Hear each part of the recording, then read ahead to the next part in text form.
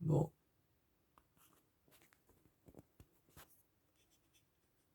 ça m'a l'air pas mal. Bon, aujourd'hui, je fais un facecam pour vous expliquer un peu ma manière dont je fonctionne, mes méthodes et mes inspirations. Je fais un facecam aujourd'hui pour vous inspirer si ça vous inspire, hein, et expliquer ma méthode de création, tout simplement, ma méthode de création d'histoire, comment je les fais, comment je les imagine et avec quoi est-ce que je trouve toujours plus d'inspiration.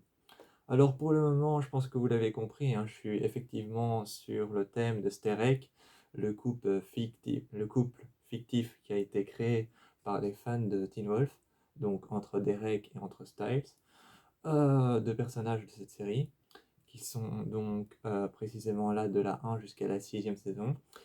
Et c'est donc un couple fictif qui a été créé par les fans de cette série, dont moi, à partir du moment où j'ai terminé la série. Oui, j'avoue, j'ai adoré cette série, donc je peux me considérer en tant que fan.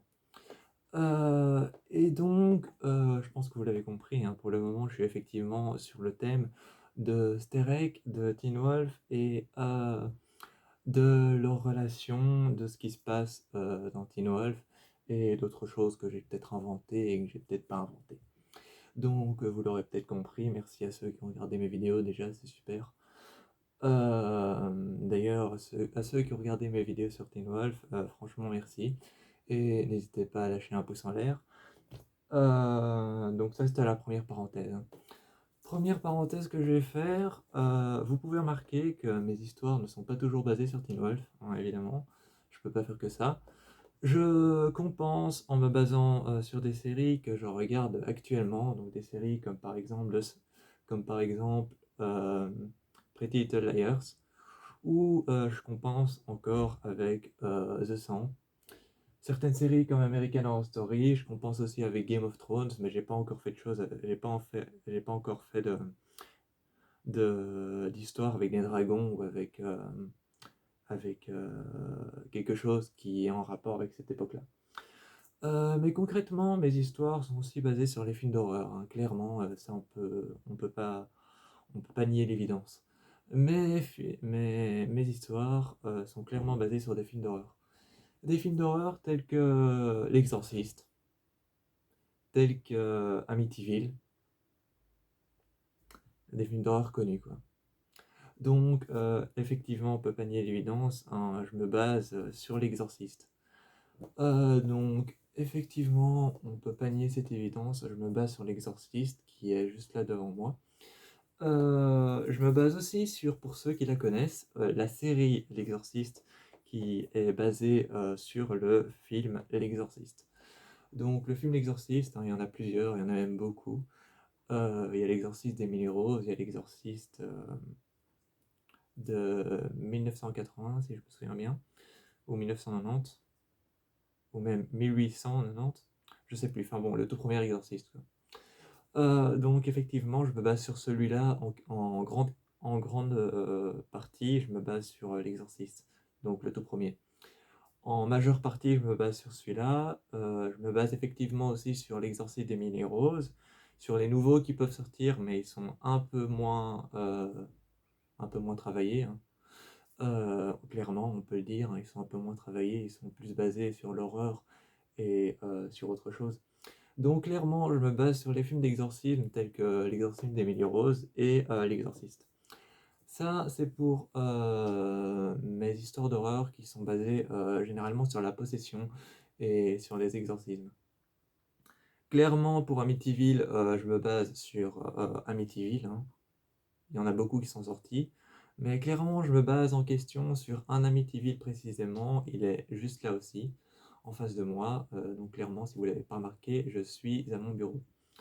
Si vous ne l'avez pas remarqué, je suis à mon bureau et donc juste en face de moi, j'ai toute une catégorie de films d'horreur que j'aime bien. Euh, c'est c'est mes préférés, hein. Et donc, catégoriquement, mon préféré Amityville, c'est clairement Amityville Awakening qui est sorti en 2017 et qui est toujours d'actualité pour ceux qui veulent aller le voir, il est toujours d'actualité.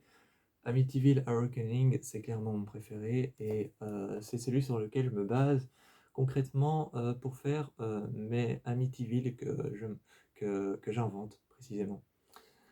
Clairement, pour les visionnaires et pour ceux qui ont de bons yeux, vous pouvez voir que mes photos, clairement mes photos, hein, je les trouve sur l'application Pinterest, qui est une vraie mine d'or quand on veut trouver des photos de notre choix. Donc Pinterest, c'est une vraie mine d'or quand tu veux trouver des photos de ton choix. Donc quand tu veux trouver des photos de ton choix, Pinterest, c'est une vraie mine d'or, ça te trouve des trucs incroyables. Il suffit de taper ta recherche et voilà, c'est bon, c'est fait. Mais pour ceux qui ont de bons yeux, il est clair que je vais parfois sur internet et que je trouve certaines photos qui vous rappelleront des gens, notamment des personnes que vous avez pu voir des personnes que vous avez pu voir dans des fictions. Certaines affiches de mes histoires, clairement, représentent le physique ou une partie de l'anatomie du corps d'un acteur ou d'une actrice. On peut remarquer sur l'affiche que j'ai créée pour l'histoire Don't Look at Me Too Much, donc ne me regarde pas trop. Pour l'histoire Don't Look at Me Too Much, une histoire psychologique sur les sentiments, que j'ai postée, mais encore que sous la forme concrètement de la manière dont je l'imagine. Donc je l'ai posté concrètement de manière à ce que vous pouvez avoir un bref résultat de ce dont ça va parler. C'est pas réellement l'histoire, c'est juste un aperçu de ce dont ça va parler parce que c'est psychologique et ça parle de la psychologie des sentiments. On peut remarquer sur l'affiche de Don't Look at Me Too Much que c'est la silhouette de l'actrice Olivia Wilde. Olivia Wilde, qui est une actrice que j'ai découvert dans Lazarus Effect, qui est un film d'horreur de 2015. On peut remarquer qu'il y a son profil, son semi-profil. Donc elle est de semi-profil pour ceux qui ne savent pas ce que c'est. Le semi-profil, c'est quand tu n'es pas tout à fait de profil, mais qu'on te voit encore un peu de face. On peut remarquer que c'est Olivia Wilde, sous un angle de lumière rouge avec des nuances assez feutrées et assez sombres. Donc on peut remarquer que c'est Olivia Wilde, ça se remarque pas tout de suite, mais on peut voir que c'est elle. Pour ceux qui ont vu la dernière histoire que j'ai sortie en plusieurs chapitres, qui s'appelle Amour à mort, euh, et on peut voir que là, effectivement, pour ceux qui ont de bons yeux, mais là il faut clairement aller loin. Il faut clairement aller loin parce que pour ceux qui ont réellement de bons yeux, on peut voir que le torse qu'il y a sur cette affiche, on peut voir que le torse qu'il y a sur cette affiche, eh bien, c'est celui de Richard Zarmon, qu'on retrouve dans la série The 100 ou qu'on retrouve encore dans le film I Still See You, qui est juste là, effectivement, devant moi, car c'est l'un de mes préférés. On peut voir encore plein de choses, hein, comme ça. On peut voir que dans mes affiches de films, je dis des affiches de films parce que clairement je me base sur des affiches de films pour faire mes affiches d'histoire. On peut voir que sur mes affiches que je crée pour mes histoires, donc mes affiches de films entre guillemets, parce qu'en fait j'ai toujours rêvé d'être réalisateur de cinéma. C'est un rêve, vraiment, c'est un rêve, hein, un rêve. Concrètement, c'est un rêve. J'ai toujours rêvé d'être réalisateur ou encore d'être créateur graphique d'affiches de cinéma. J'ai toujours rêvé de faire ces deux métiers. Je trouve que c'est des métiers qui sont juste magiques parce que tu as droit à une invention et une création sans limite. Et donc, clairement, on peut voir que sur certaines affiches que j'invente pour mes histoires, on peut voir qu'il y a clairement des acteurs qui y sont représentés. Sur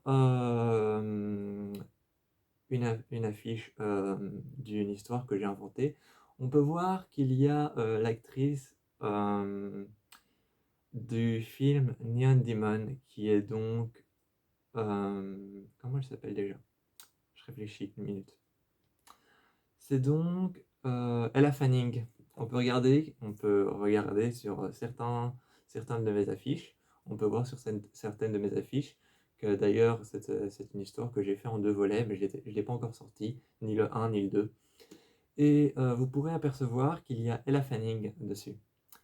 Et ben, on peut apercevoir qu'il y a Ella Fanning sur, l'affiche et on peut apercevoir que sur une deuxième qui se passe en post-apocalypse, dont je me suis inspiré de la série The 100 ainsi que de la saga, The Purge.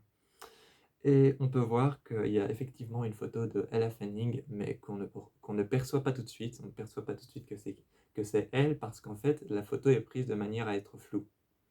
Donc on ne perçoit pas tout de suite que c'est elle. Elle est dans un mouvement de jeté de cheveux, dans lequel on peut apercevoir que ses cheveux couvrent son visage, et que son visage est totalement flou, car il est pris avec le mouvement. Et donc, effectivement, il y a plusieurs célébrités de cinéma que j'aime bien, qui reviennent avec le temps, et où on peut apercevoir que j'ai fait des montages, et que j'ai repris leur visage, et d'une certaine manière, j'ai fait des montages pour coordonner avec l'histoire que je vais raconter.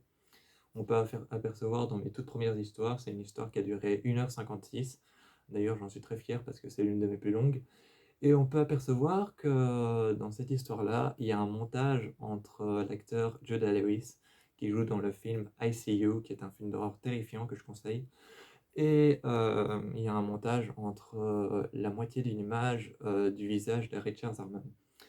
Donc, effectivement, évidemment, j'ai pris leurs deux visages, concrètement sur une image que j'ai trouvée sur Pinterest, j'ai tapé leur nom, j'ai trouvé une image de d'eux que j'ai coupée en deux.